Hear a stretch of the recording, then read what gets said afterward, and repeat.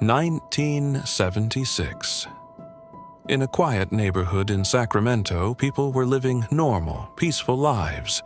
But one night, a woman suddenly woke up to a strange sound inside her house. And before she could even scream, there was a man standing in the darkness, watching her.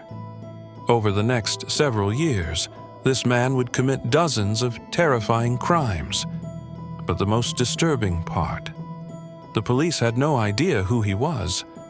In the late 1970s, a mysterious criminal began breaking into homes at night. He entered through windows. He studied his victims for days before attacking, and he left behind only one important clue: DNA. Investigators gave him a name, the East Area Rapist. But the attacks didn't stop. By the early 1980s, the crimes became even more violent. He no longer stopped at burglary or assault. He started killing. Victims appeared in multiple cities across California. The numbers became terrifying. More than 50 sexual assaults, 13 murders, dozens of burglaries, and yet the police still couldn't identify him. Then suddenly, in 1986, the attacks stopped. The killer disappeared. It was as if he had simply vanished. Years passed, then decades. The case became one of the most famous unsolved criminal mysteries in America. In 2018, investigators decided to try something new.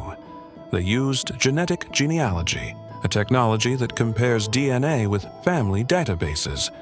Instead of searching directly for the killer, they searched for relatives. After months of investigation, all the clues led to one man, a quiet retiree, a grandfather. His name was Joseph James DeAngelo.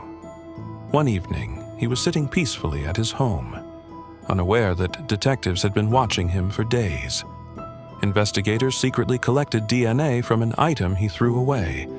When the lab results came back, the match was undeniable. The serial killer police had been searching for over 40 years, had been living a completely normal life the entire time.